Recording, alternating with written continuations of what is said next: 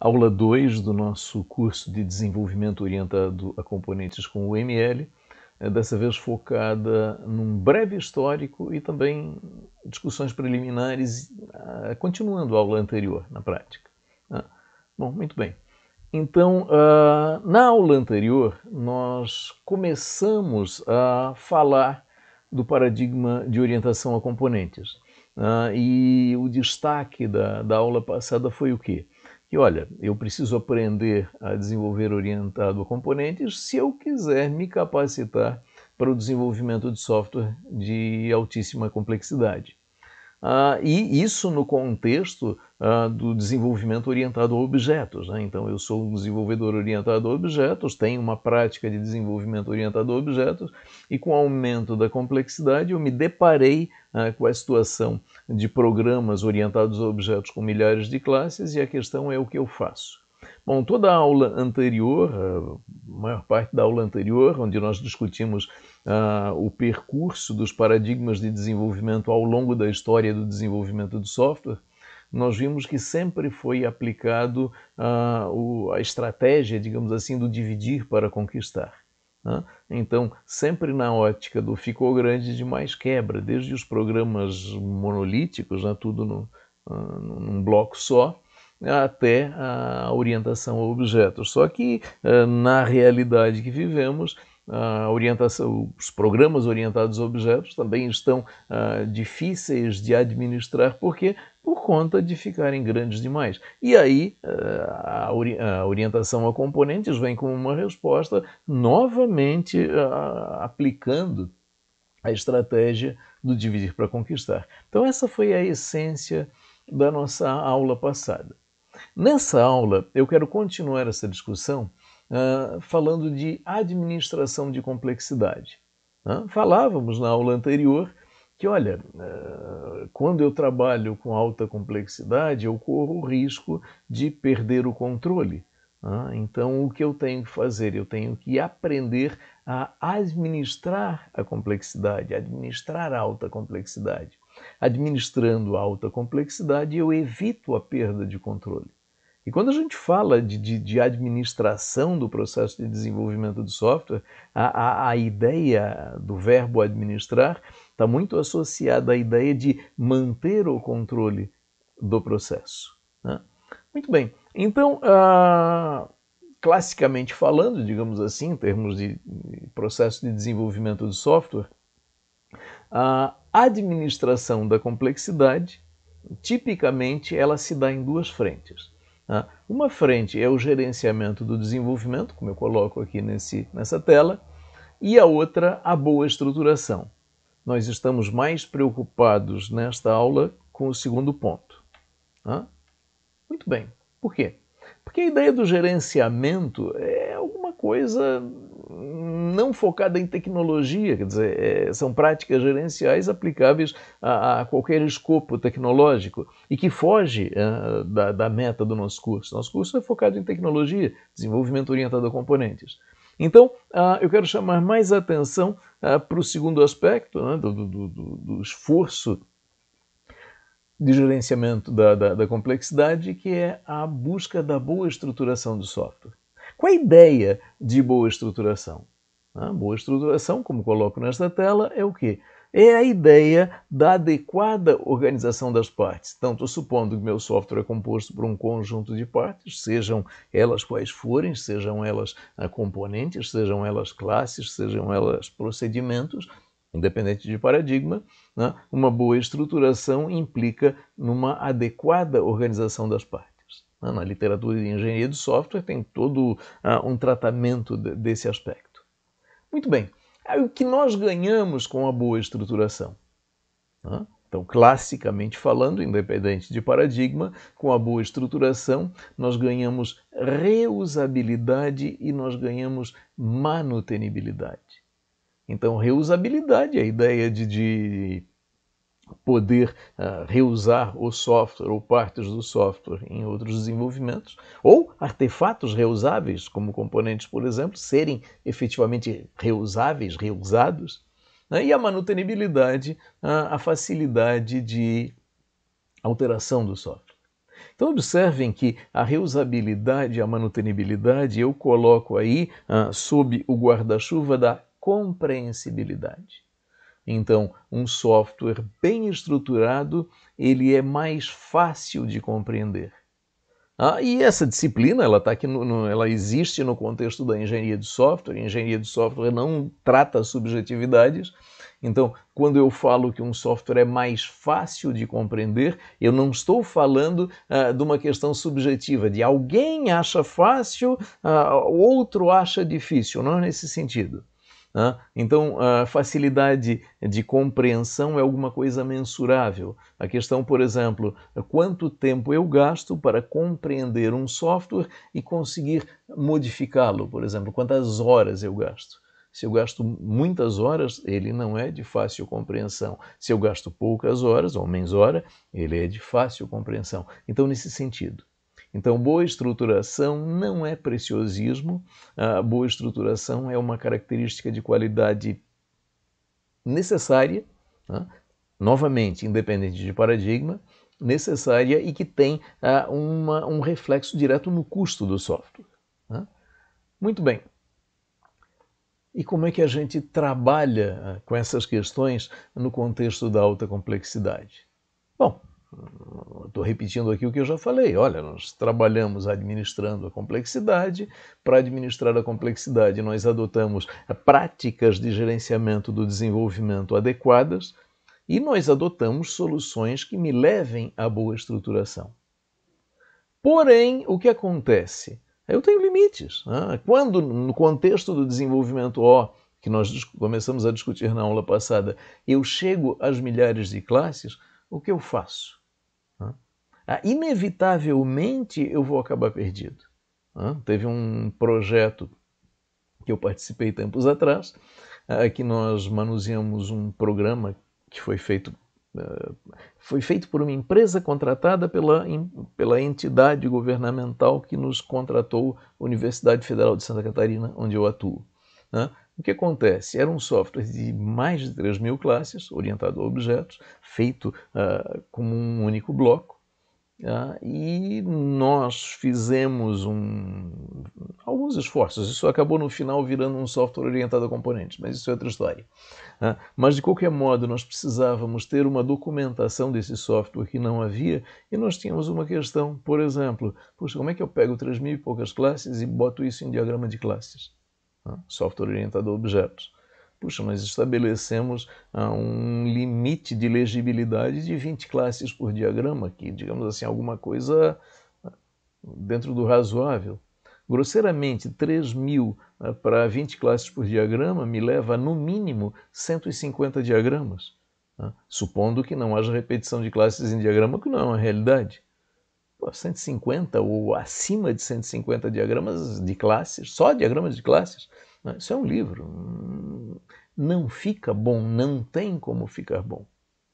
Então eu preciso de alguma solução que vá além disso. E é aí que entram os componentes. Então, se eu estou frente a um desenvolvimento orientado a objetos que tenda a milhares de classes, eu não estou querendo nem dizer que eu desenvolvi para milhares de classes e depois eu vou voltar para apagar o incêndio. Não. Se a tendência do meu desenvolvimento é me levar a um software de alta complexidade, nesse curso a gente vai ver isso exatamente, então eu já direciono o meu desenvolvimento para um desenvolvimento orientado a componentes. Então, como eu já disse antes, mais de uma vez, vai ser nesse contexto de milhares de classes a ideia de aplicar a estratégia de dividir para conquistar, e para isso eu preciso ir além do paradigma O. Por quê? Porque o paradigma O chega nas classes e tem milhares de classes, paciência. Então eu preciso fracionar essa coleção de classes que eu tenho num programa em partes menores, digamos assim, em pacotinhos, digamos assim, e essas frações do meu conjunto de software constituirão o meu componente. Então, a fração do meu conjunto de classes, melhor dizendo, cada fração do meu grande conjunto de classes comporá um componente.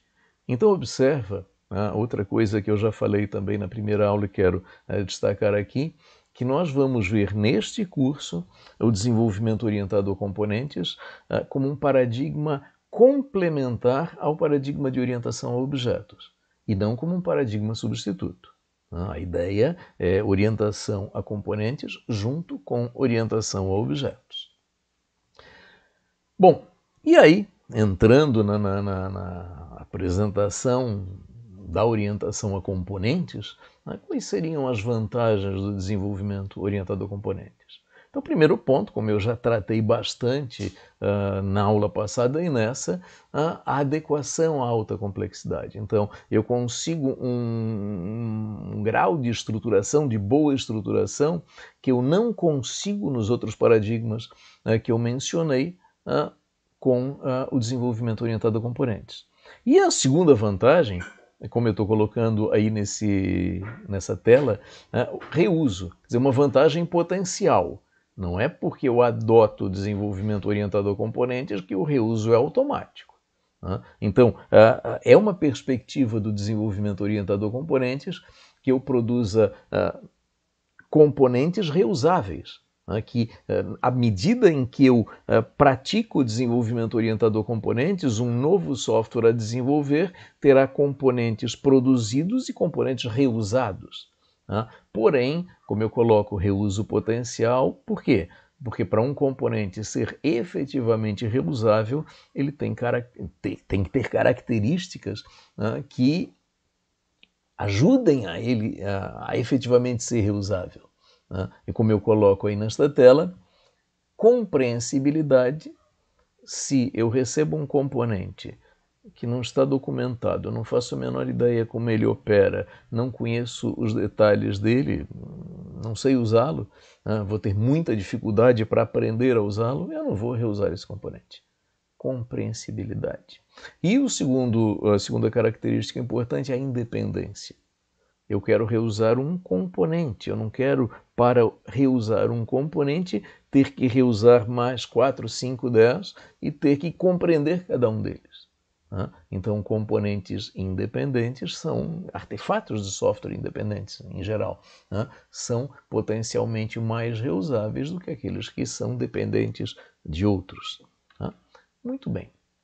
Então, eu agora, dada essa primeira visão introdutória, vamos tratar um breve histórico do paradigma de orientação a componentes.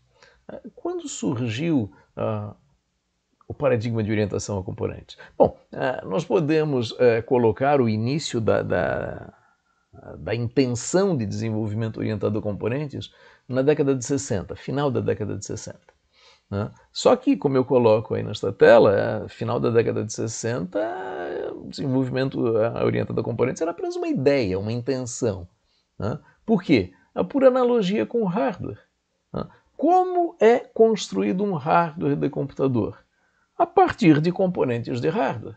Então, alguém que queira construir um computador, ele fazia o que na década de 60, continua fazendo até hoje. Quer dizer, ele seleciona componentes de hardware produzidos por fabricantes diversos, junta esses componentes de hardware, nessa imagem aí, uma placa-mãe com componentes de vários fabricantes, e mais à esquerda a ideia de periféricos associados a essa placa para compor o meu computador. E lá no outro lado direito, os circuitos integrados que são colocados aí em todos esses elementos para formar cada uma dessas partes. Então, quer dizer, qual é a prática de construção do hardware? É juntar componentes de hardware produzidos por fabricantes diversos e construir a solução que eu quero.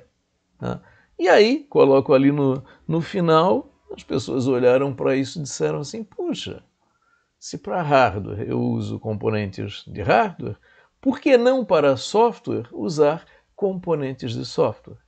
Mas observa, na década de 60 isso era só uma ideia, só uma intenção, não teve nada de muito concreto, até porque essa era a época lá do software bloco único, Inclusive, essa visão aí era exatamente na crise do software, onde aquele modelo de software bloco único começou a dar sinais de falência, né? Então, a partir daí, se como, opa, para onde que a gente corre? A ideia de componentes de software era uma ideia, mas não foi muito além, né, nessa época.